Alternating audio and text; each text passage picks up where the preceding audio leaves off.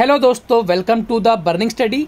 दोस्तों, आज की इस वीडियो में हम बात करेंगे मेल कांस्टेबल और फीमेल कांस्टेबल जो सिलेक्टेड हैं उनके जो आगे का जो हमने पूरा प्लान बनाया है, उस प्लान में 90% भाई तो साथ हैं, लेकिन 10% भाई बहन जो हैं वो थोड़ा सा मतलब अभी जो प्रॉब्लम में है, जो समस्या में है, जिनको लग रहा है कि कुछ ना कुछ गड़बड़ ना हो जाए, तो उनके जो सवाल मेरे पास में आए हैं वो सारे मैं यहाँ पर आपको डिस्कस करने वाला हूँ। जो भी आपका सुझाव हो वो प्लीज कमेंट में जरूर बताना और वीडियो पसंद आए तो लाइक भी करना। तो देखिए भाई, सबसे पहला जो मेरे पास में क्वेश्चन आया है वो ये आया है, क्या अपोजिशन का होना जरूरी है? तो भाई देखिए, मेरा आंसर यहां पर है हाँ, अपोजिशन का होना बहुत जरूरी है, क्योंकि इसके दो रीजन है।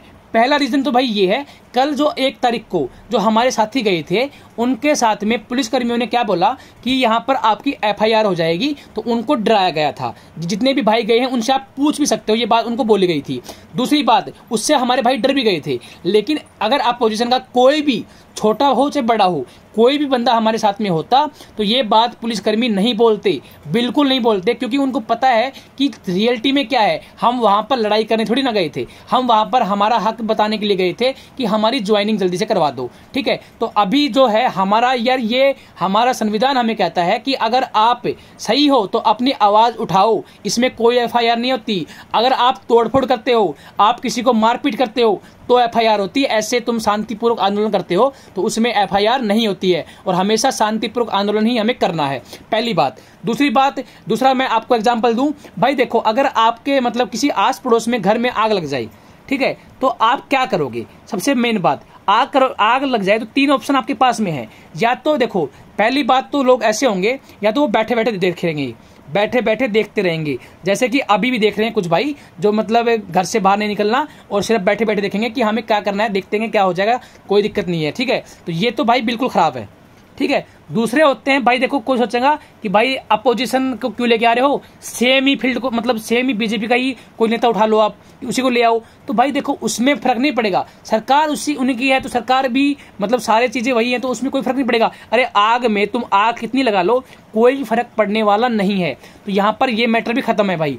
तीसरा जो है वो, हम आग में पानी डाल दे, तो यहाँ पर दोनों अपोजिट हो गए भाई, आग अलग है पानी अलग है। इसमें आप इसको बीजेपी मान लो, चाहे इसको कांग्रेस मान लो, चाहे इसको कांग्रेस बीजेपी मान लो, चाहे इसको कांग्रेस मान लो, वो आपकी मर्जी है। लेकिन सिर्फ भावनाओं को समझो कि आग को बुझाना है ना, तो पानी गिरना जरूरी है भाई, क्योंकि अपोजिशन यहाँ पर बहुत बड़ा रोल निभाता है। उनको लगता है कि हमारे वोट बैंक पर खतरा है, वोट बैंक पर खतरा है तो डिसीजन जल्दी होता है, ये बात आप समझो। तो पहला आंसर मैंने आपको दे दिया है, फिर भी आपको कोई डाउट हो तो कमेंट में जरूर बताना। सेकंड जो क्वेश्चन, जो कुछ बहनों को, भाइयों को तो डाउट नहीं है लगभग, लेकिन कुछ बहनों के मेरे पास में जो क्वेश्चन आए हैं उनका आंसर मैं दे रहा हूं। वो भाई मतलब जितनी भी बहनें हैं वो बोल रही हैं कि क्या रिजल्ट रिवाइज हो सकता है? तो भाई देखिए, नहीं होगा, बिल्कुल भी रिजल्ट रिवाइज नहीं होगा, मैं स्टार्टिंग से कहता आ रहा हूं। इसके 2 रीजन है, 2 रीजन नहीं 3 रीजन है। देखो भाई, एक तो हमारा सुप्रीम कोर्ट ने यूपी पुलिस की भर्ती में कहा था कि मल्टीपल शिफ्ट जहां पर हैं वहां पर आप नॉर्मलाइजेशन लगा सकते हो, चाहे कभी भी लगाओ, किसी भी स्टेज पर लगाओ, कोई दिक्कत नहीं है। पहला मेथड, पहला मतलब ये। दूसरा सुनो, एक CTET का एग्जाम हुआ था, CTET का सुना होगा आपने, उसमें भी नॉर्मलाइजेशन जो है वो बाद में लगाया गया। ठीक है, उसमें भी कोई दिक्कत नहीं आई। एक तीसरा मैं आपको प्रूफ भी दिखाता हूं, राजस्थान कर्मचारी चयन आयोग ने एक भर्ती मतलब करवाई थी पटवार की। ठीक है, उसमें क्या है, एग्जाम ले लिया गया था, सब कुछ हो चुका था, ये नोटिस निकाला 13 दिसंबर को, 13 दिसंबर 2021 को नोटिस निकाला। इसमें क्या बोला कि पटवार भर्ती परीक्षा 2021 दिनांक 23/10/2021 और 24/10/2021 को 4 चरणों में आयोजित की गई, और उक्त भर्ती में नॉर्मलाइजेशन की प्रक्रिया अपनाते हुए परिणाम घोषित किया जाएगा। मतलब साफ साफ बोल दिया कि परिणाम इस तरीके से निकाला जाएगा।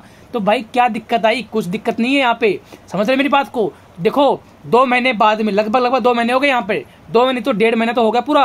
1.5 महीने बाद, एग्जाम के 1.5 महीने बाद ये नोटिस निकाला, और रिजल्ट भी नॉर्मलाइजेशन करके निकाला, कोई भी कुछ नहीं कर पाया। ठीक है, तो ऐसी चीजें जो है ना वो आपको भ्रमित कर रही है, मत हो।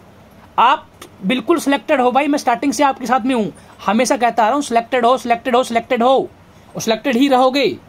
थर्ड क्वेश्चन जो आ रहा है मेरे साथ में, क्या ट्विटर कैंपेन जो है 17 के बाद में करें? नहीं भाई, 17 के बाद में कोई फायदा नहीं है, क्योंकि बाद में जो है ना तो कोई यूट्यूबर साथ में आएगा, ना कोई हमारे पास में कोई भी जो भी करना चाहेंगे ना वो हम नहीं कर पाएंगे, क्योंकि अभी जो मुद्दा है गर्म है, अभी इसको लगातार कंटिन्यू रखते हैं, जिससे नोटिस में बात रहेगी सरकार के और वो हमारे काम पर जल्दी एक्शन लेगी। तो ट्विटर कैंपेन जो है 5 अगस्त को ही होगा। उसके अलावा फिर भी कोई आपको लगे सो जाओ तो प्लीज कमेंट में जरूर बताना, लेकिन उसके बाद में करने का कोई फायदा नहीं है भाई, कोई फायदा नहीं है बिल्कुल भी।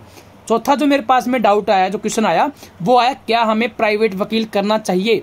तो भाई देखो, प्राइवेट वकील करने की बात अगर मुझसे पूछते हो तो मैं उसका ना ही आंसर दूंगा। इसका रीजन है भाई, देखो मैं उसको कहूंगा नहीं भाई, और आप प्राइवेट वकील करते भी हो तो मैं भाई बिल्कुल साथ नहीं हूँ प्राइवेट वकील में। वैसे साथ हूँ, प्राइवेट वकील में साथ क्यों नहीं हूँ? क्योंकि उससे हमारी भर्ती जो है वो और उलझेगी। क्यों उलझेगी? सुनो मेरी बात को। अभी जो है, अभी कल जो बच्चे गए थे उनको मतलब क्या कहा, मतलब खत्री साहब ने क्या कहा कि तुम लोगों ने दबाव बनाकर हमसे रिजल्ट निकलवाया। ठीक है, बहुत सही बात है भाई, हमने प्रेशर लगाया तभी रिजल्ट निकाला, बहुत सही बात है। अगर कल हम प्राइवेट वकील कर लेते हैं और ये और लेट करते हैं, क्योंकि वहां पर प्राइवेट वकील पहले से ही हैं, कोर्ट में जो साहिबा हैं वो किसी बात सुनेंगी, वो सारे भाई बोलते हैं ना, इतना टाइम नहीं होता वहां पर कोर्ट में, उसमें ऊपर से तुम्हारा प्राइवेट वकील हो जाएगा। ठीक है, अब सुनो मेरी बात को, बाद में पता क्या रिस्पॉन्स आएगा आयोग का? आयोग कहेगा हम हमारा काम कर रहे थे, लेकिन तुमने हमें करने कहाँ दिया, तुम प्राइवेट वकील करके बैठ गए। ठीक है, आयोग के पास में बहाना चाहिए, वो बहाना इनको और मिल जाएगा। तो इस चीज को मत करो, जो आयोग काम कर सकता है ना वो कोई नहीं कर सकता, बस हमें उसके ऊपर दबाव बनाना है, उसके ऊपर हमें दबाव बनाना बस, इसके अलावा कुछ नहीं है भाई। हम उनको बार बार नोटिस में लेके आएंगे तब जाके बात बनेगी। तो ये बात मैं साफ साफ मना करूंगा भाई, प्राइवेट वकील करने का कोई फायदा नहीं है, लेकिन कुछ समझदार भाई हैं तो भाई कर सकते हो, मैं कुछ भी नहीं बोलूंगा, बिल्कुल भी मैं इस पक्ष में नहीं हूं भाई। अगला देखिए भाई, 5वां जो है भाई वो बोल रहे हैं हैशटैग चेंज करने के लिए। तो देखो भाई, हैशटैग मैंने आपको पिछली वीडियो में बताया था कि हरियाणा पुलिस भर्ती, मतलब हरियाणा पुलिस की ज्वाइनिंग दो, मैंने ये हैशटैग बताया था। लेकिन इसमें कुछ समस्या आई। समस्या क्या आई कि अगर हम हैशटैग लगाते हैं हरियाणा पुलिस की ज्वाइनिंग दो, तो पता क्या है समस्या ये आती है कि इसका रिप्लाई आसान सा है, रिप्लाई हमें भी पता है। ठीक है, रिप्लाई हमें भी पता है, आसान से रिप्लाई है। क्या रिप्लाई है कि भाई कोर्ट में भर्ती है तो ज्वाइनिंग कैसे दें।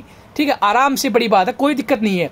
लेकिन अगर हम इस भर्ती में ट्विटर कैंपेन में अगर ये लगाते हैं ना हरियाणा पुलिस भर्ती पूरी करो, तो यहाँ पर बहुत कुछ खुल जाता है। ठीक है, इसमें देखो, सुनना मेरी बात, आप थोड़ा सोचो बातों को, इसमें सिलेक्टेड भी आ जाएंगे, अनसिलेक्टेड भी आ जाएंगी। अब सुनना मेरी बात, सिलेक्टेड और अनसिलेक्टेड की बात मैं क्यों कर रहा हूं?